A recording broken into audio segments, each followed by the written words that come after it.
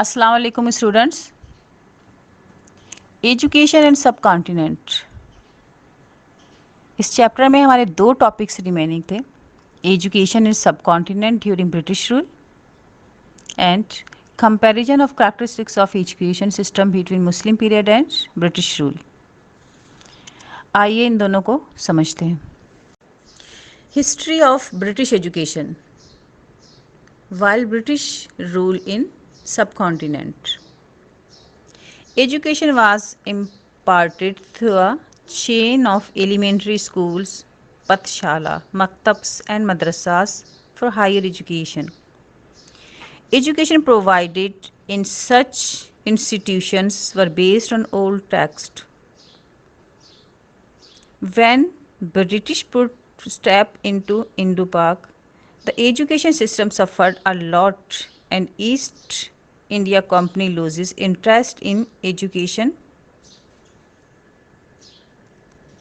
British के यहाँ पर आने के बाद एजुकेशन सिस्टम की इम्प्रूवमेंट के लिए कोई भी काम नहीं किया गया। जो पहले यहाँ पे चेन्स ऑफ एलिमेंट्री स्कूल मौजूद थे, पथशाला, मकतब, सब मदरसा में हायर एजुकेशन के लिए जो वर्क हो रहा था उसने बहुत सफ़र किया, क्योंकि ब्रिटिश ने, ईस्ट इंडिया कंपनी ने कोई भी इंटरेस्ट नहीं लिया एजुकेशन की इम्प्रूवमेंट के लिए। तकरीबन 7 साल तक ब्रिटिश एजुकेशन ने यहाँ पे कोई काम नहीं किया, लेकिन कुछ लोगों ने ख़ुद से एफर्ट्स करके इंस्टीट्यूट्स इस्टेब्लिश किए। जैसे हम देखते हैं सामने, फर्स्ट एजुकेशनल मदरसा 1781 कलकत्ता में इस्टेब्लिश किया गया। इसे इस्टेब्लिश किया था सर वैरन हेस्टिंग ने for the study of Muslim law and related subjects, Muslim law और उसके रिलेटेड सब्जेक्ट्स को स्टडी करने के लिए। दूसरा हम देखते हैं संस्कृत कॉलेज 1791 में इस्टेब्लिश किया बनारस में। इसे जोनाथन डंकन ने इस्टेब्लिश किया था for the Hindu law and philosophy, Hindu law और फ़िलासफ़ी को पढ़ने के लिए ये इंस्टीट्यूट इस्टेब्लिश किया गया। नेक्स्ट हम देखते हैं फोर्ट विलियम कॉलेज कलकत्ता में इस्टेब्लिश किया गया। उसे इस्टेब्लिश किया था सर लॉर्ड वेल्सले ने for the training of the civil servants of the company in languages and customs of the Indian. इन तमाम इंस्टीट्यूशंस को खुद से एफर्ट करके इस्टेब्लिश करने का मकसद ये था, इनकी इंटेंशन ये थी कि अगर यहाँ के लोगों से काम लेना है तो हमें इनकी ज़बान आनी चाहिए और इनको हमारी ज़बान आनी चाहिए, ताकि हम इनसे काम ले सकें। इस मकसद के लिए उन्होंने ये इंस्टीट्यूशन खुद से एफर्ट करके इस्टेब्लिश किए। Charter acts of 1831 was the first step towards the education being made and objectives of the government. Government की तरफ से जो चार्टर एक्ट था वो सबसे पहला स्टेप्स था एजुकेशन की इम्प्रूवमेंट के लिए। अब इसके जब 1930, अब इसके बाद हम देखते हैं चार्ल्स ग्रांट। चार्ल्स ग्रांट जो था उसने काफ़ी काम किया एजुकेशन के लिए। बहुत सारी फंडिंग जो थी, डोनेट किए गए पैसे, 1 लाख रुपया डोनेट किया गया एजुकेशन इंस्टीट्यूशंस को फॉर इम्प्रूवमेंट। लेकिन बहुत अरसे तक ये फ़ंड रिलीज़ नहीं हो सके, क्योंकि यहाँ पर 2 ग्रुप बन गए थे, ओरिएंटलिस्ट एंड एंजलिसिस्ट। ओरिएंटलिस्ट जो ग्रुप था उनका कहना ये था कि सब कॉन्टिनेंट में, जो इंडो पाक में जो एजुकेशन है वो यहाँ की नेटिव लैंग्वेज में होनी चाहिए। यहाँ की फ़िलासफ़ी को भी समझने की ज़रूरत है, यहाँ की तालीम भी उन्हीं की ज़बान में होनी चाहिए। लेकिन जो एंजलिसिस्ट थे उनका कहना था कि यहाँ का जो कल्चर है वो डिफेक्टिव है और अनहोली है, तो यहाँ की जो एजुकेशन है उसे वेस्टर्न एजुकेशन होनी चाहिए और उसका लैंग्वेज जो है वो इंग्लिश होनी चाहिए। और आखिरकार एंजलिसिस्ट जीत गए। और इसके बाद हम आते हैं मैकले मिनट्स। तो इन 1835 it was decided that western sciences and literature would be imparted to Indians through the medium of English by Lord William Bentinck government. Lord William Bentinck government ने आखिरकार ये डिसाइड कर दिया कि यहाँ पे वेस्टर्न साइंसेस और लिटरेचर पढ़ाया जाएगा और उनकी लैंग्वेज इंग्लिश होगी। उसके बाद उसने जो थी कमेटी बनाई जिसका हेड उसने मैकले को बनाया, इसीलिए मैकले मिनट्स कहलाता है। 1935 में मैकले मिनट्स थे। मैकले मिनट्स ने एजुकेशन के लिए एक जो था प्लान जो था उसने अपना दिया कि यहाँ की जो कल्चर है वो डिफेक्टिव है, अनहोली है, तो यहाँ के लोगों की जो एजुकेशन है वो तो इंग्लिश में और वेस्टर्न एजुकेशन ही होनी चाहिए। और इसके अलावा उसने जो रिकमेंड किया, उसने कहा कि कुछ उसने हायर समझ फैमिलीज़ को कि उन कुछ लोगों को सिलेक्ट करके उनको एजुकेशन दी जाए और फिर आगे वो तालीम को फैलाएं। मीन्स वो मैसेज की बात नहीं करते थे, उनका ख्याल था कुछ लोगों को पढ़ा दिया जाए फिर मैसेज में वो खुद एजुकेशन फैलाएंगे। और इसको कहते हैं द इनफिल्ट्रेशन थ्योरी, मतलब कुछ लोगों को पढ़ा दिया जाए फिर वो लोग आगे तालीम को आम लोगों तक पहुंचाएं। मैसेज मीन्स मतलब आप लोगों सबको उसमें इंक्लूड करें। इनका ध्यान कोई रेगुलर या प्राइमरी एजुकेशन पे नहीं था, बल्कि इनके अपने ही मफादात थे। वो यहाँ से अपना काम निकालना चाहते थे, एजुकेशन में कोई डेवलपमेंट नहीं चाहते थे, वो यहीं के लोगों से काम लेना चाहते थे कि यहीं के लोगों को आप हायर करेंगे, वो पैसे भी कम लेंगे। तो इनका अपना मकसद था, इनका कोई एजुकेशन पे मैकले का कोई जो था वो कंसर्न नहीं था कि एजुकेशन को इम्प्रूव किया जाए। इसके बाद हम देखते हैं वुड डिस्पैच 1854। ब्रिटिश रूल में वुड डिस्पैच ने जो था सही तरह से इसने एजुकेशन को कम्प्रीहेंसिव प्लान दिया। He prepare the first comprehensive plan for the promotion of western education.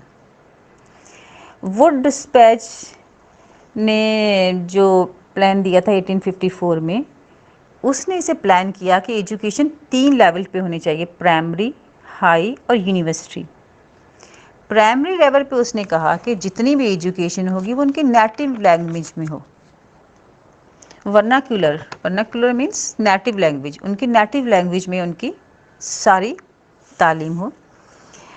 उसके बाद जो हाई स्कूल्स में जाएं स्टूडेंट्स, उनको इंग्लिश और नेटिव लैंग्वेज दोनों में तालीम दी जाए, और यूनिवर्सिटी लेवल में सिर्फ इंग्लिश में एजुकेशन हो। इसके अलावा उनका कहना था कि गवर्नमेंट खुद जिम्मेदारी ले, वो हर ज़िले हर डिस्ट्रिक्ट में स्कूल खोले गवर्नमेंट के, प्राइवेट सेक्टर को भी फंडिंग दे कि वो स्कूल्स को इस्टेब्लिश करे। इन्होंने एजुकेशन में वीमेंस एजुकेशन पे भी एम्फेसाइज किया। The Wood dispatch asked the government to take up the responsibilities of education of people.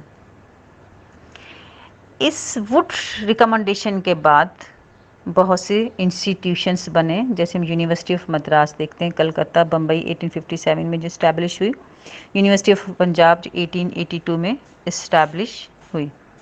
बहुत से स्कूल्स भी और यूनिवर्सिटीज़ भी इस्टेब्लिश की गई। अब वुड जो है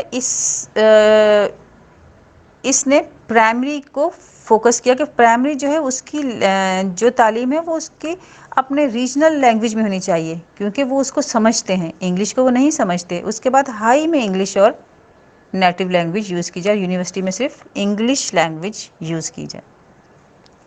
नेक्स्ट हम देखते हैं Hunter education commission. Hunter education commission जो था, इसने सिर्फ एक कमीशन बनाया गया था कि अपने ये जो है रिकमेंडेशन दे वुड डिस्पैच पर। इसने सिर्फ प्राइमरी और सेकेंडरी को फोकस किया और उसी के लिए रिकमेंडेशन इसने रखी। इसने प्राइमरी तालीम को जो था एम्फेसाइज किया कि उसको ज़्यादा उस पर तवज्जो हो, और जो कुछ वुड डिस्पैच ने कहा तकरीबन वही इसने रिकमेंड किया। इसके अलावा इसने वीमेंस एजुकेशन जैसे डिस्पैच ने किया था, वो डिस्पैच ने बिल्कुल वैसे ही इसने फीमेल एजुकेशन पर भी एम्फेसाइज किया। अब हंटर एजुकेशन कमीशन की एक बात जो है वो हम स्पेशली आपको याद रखनी है कि इसने सेकेंडरी स्कूल्स को 2 में डिवाइड किया, 2 उनके सेक्शन कर दिए, लिटरेरी और vocational. Literary which leads toward the leading up the university, vocational for commercial career, वो कमर्शियल कैरियर बनाएंगे उससे वोकेशनल से, और लिटरेरी जो है वो लीडिंग अप करेंगे यूनिवर्सिटीज़ को। अब यहाँ मैकले, वुड और हंटर एजुकेशन है, इसको स्पेशली याद रखिएगा। मैकले को याद रखिएगा, मैकले मक्कार था, वो कोई भी इम्प्रूवमेंट नहीं चाहता था एजुकेशन में, इसको इस तरह याद रखिएगा। वुड को एक ट्री से याद रख लीजिएगा कि वो दरख्त की जो जड़ें होती हैं वो मजबूत बनाने के लिए उसको पानी और खाद दिया, मतलब उसका कहना था गवर्नमेंट पानी और खाद दे प्राइमरी को, गवर्नमेंट सेक्टर्स को भी और प्राइवेट सेक्टर्स को भी, ताकि उस दरख्त से फिर जो और हाई स्कूल्स निकलें, यूनिवर्सिटीज़ निकलें, तो वहाँ जाके उनको इंग्लिश तक पहुँचाए, क्योंकि हर बच्चे को तो इंग्लिश नहीं आती थी। और हंटर एजुकेशन कमीशन की स्पेशल ये बात थी कि उसने 2 जो है ना लिटरेरी और वोकेशनल इंस्टीट्यूशंस का कॉन्सेप्ट दिया। लास्ट वन है growth of national education. National council of education found by nationalist leaders in 1906। यहाँ Mohammed Anglo Oriental college in Aligarh was established by sir Syed Ahmad Khan in 1875 and later on university. आप जानते होंगे sir Syed Ahmad Khan की university का, आपने पहले भी पाकिस्तान स्टडीज़ में इसके बारे में पढ़ा होगा कि उन्होंने बहुत स्ट्रगल की थी।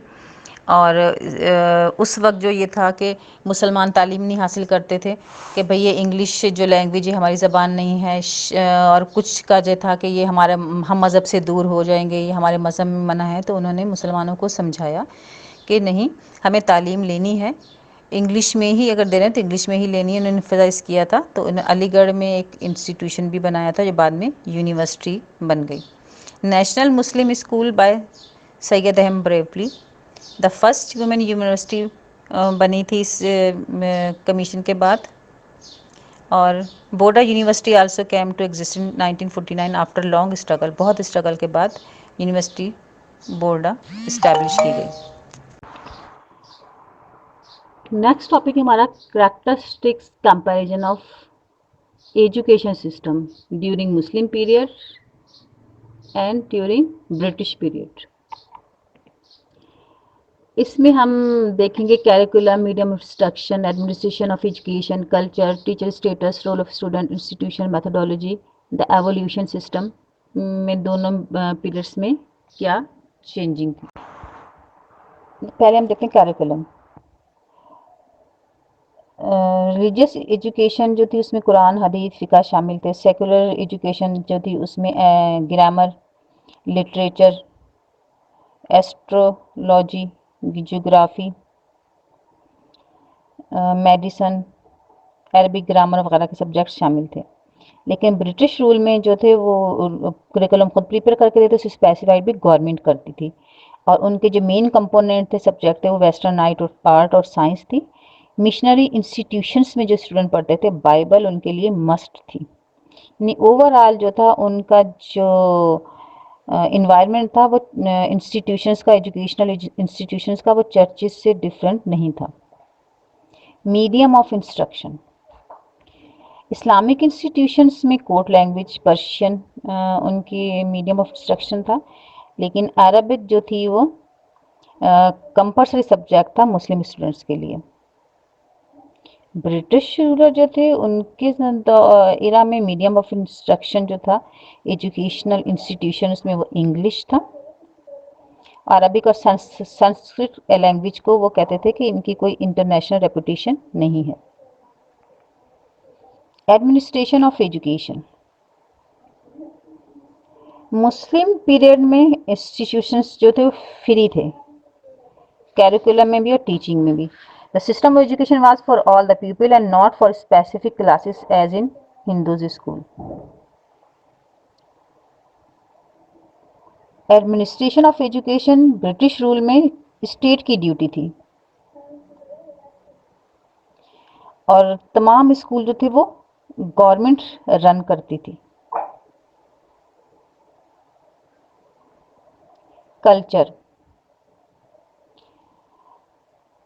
मुस्लिम पीरियड में जो था इस्लामिक कल्चर, इस्लामिक रिलीजन की बात थी एजुकेशन इंस्टीट्यूशन में। डेवलपमेंट ऑफ करेक्टर, मोरालिटी जो था उनके कल्चर में शामिल था, और डेवलप अ गुड मुस्लिम। लेकिन missionaries had deep impact on local culture. ये जो थे उनकी स्ट्रेटजीज ये थी कि Indians in blood and colour लेकिन उनकी लैंग्वेज इंग्लिश हो। टीचर स्टेटस, मुस्लिम पीरियड में टीचर्स का रुतबा तो बहुत था। वो अपने बच्चों की तरह ख्याल करते थे स्टूडेंट्स को, और टीचर जो थे उन्हें उस्ताद कहते थे और उनका बेइंतहा अदब करते थे। लेकिन ब्रिटिश जो एजुकेशनल पॉलिसीज थी उसने टीचर का जो था ना उसको सिर्फ सिंपल गवर्नमेंट सर्वेंट में चेंज कर दिया था। Role of student, Islamic period में जो स्टूडेंट का रोल था कि उसने अपने उस्ताद का एहतराम करना, उसकी रिस्पेक्ट करनी है, उसकी बात माननी है, ओबे करना है। टीचर्स को वो उससे डरते थे, उसको बात मानते थे उसके, और टीचर्स भी उनको अपने बच्चों की तरह समझते थे। लेकिन ब्रिटिश जो पीरियड है उसमें students consider centre of the education के, सब कुछ स्टूडेंट ही थे, बस सिर्फ वही फोकस थे, टीचर की कोई अहमियत नहीं थी। इंस्टीट्यूशंस, मुस्लिम पीरियड में जो थे मेनली टू जो थे वो स्टेजेस थे एजुकेशन के। मकतब प्राइमरी ग्रेड की एजुकेशन के लिए था और मदरसा हाई ग्रेड की एजुकेशन के लिए था। ब्रिटिश रूल में जो थे ग्रेडेड स्कूल्स बनाए गए, primary schools, middle schools, high school, colleges और यूनिवर्सिटीज। मैथडोलॉजीज,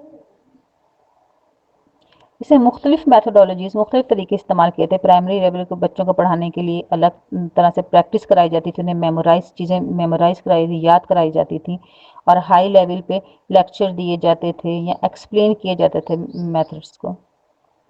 लेकिन ब्रिटिश जो पीरियड था उसमें बहुत से डिफरेंट मेथड्स आए, जैसे डिमॉन्स्ट्रेशन था, एक्सपेरिमेंट्स एंड प्रैक्टिस मेथड था, ऑब्जर्वेशन वगैरह शामिल थी।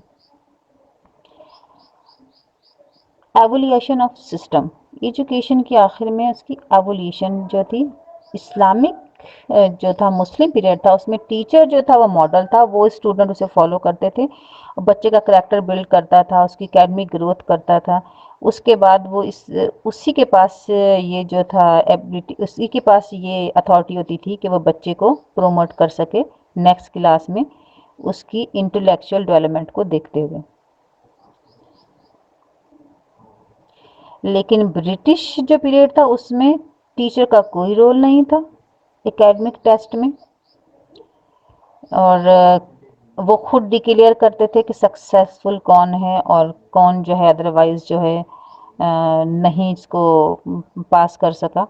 टीचर का कोई रोल नहीं होता था उसमें, कि teacher was nobody at the time academic test of the student.